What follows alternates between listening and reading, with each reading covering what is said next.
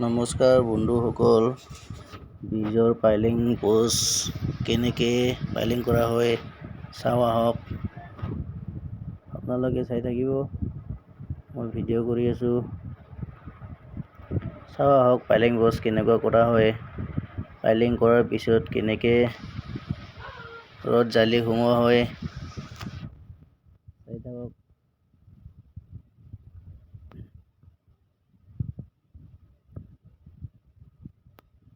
মই ধুনীয়াকৈ ভিডিঅ'টো বনাই আছোঁ।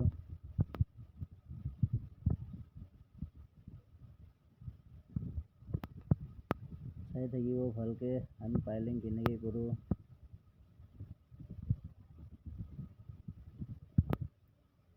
এইটো এক চাইডটো হৈ গ'ল পাইলিং কৰা, আৰু এটা চাইড লাগি আছে এতিয়া।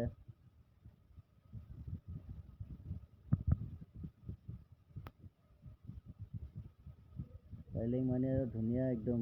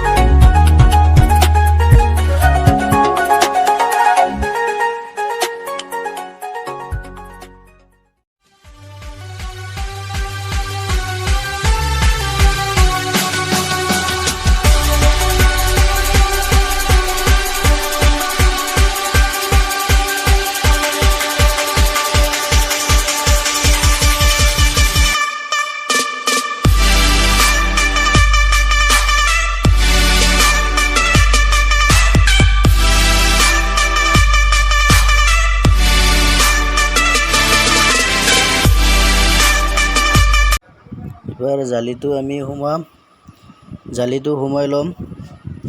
চাই থাকক, জালিটো সোমোৱাত মানে বহুত ৰিক্সো আছে, বহুত ৰিক্স হয়।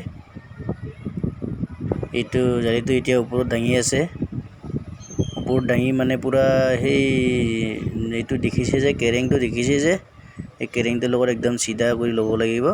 চিধা কৰি লৈ মানে সেই কেৰেংটোৰ বৰাবৰ চিধা চিধি মানে আমাৰ পাইলিংটো আছে, পাইলিং কৰাটো যোনটো পাইলিং প্ৰথম আমি কৰিছিলোঁ যে, সেইদি ধুনীয়াকৈ জালিটো মান দিয়া হ'ব, তাৰপিছত তাত ঢালাই কৰা হ'ব।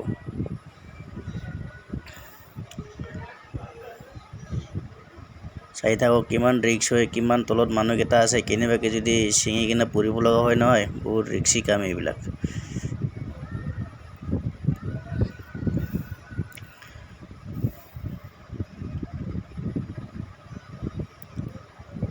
এই চাওক কিমান ৰিক্স হৈছে, মানুহকেইটা তলত ধৰিবলগীয়া হৈছে, চিধা কৰি ল'ব হৈছে।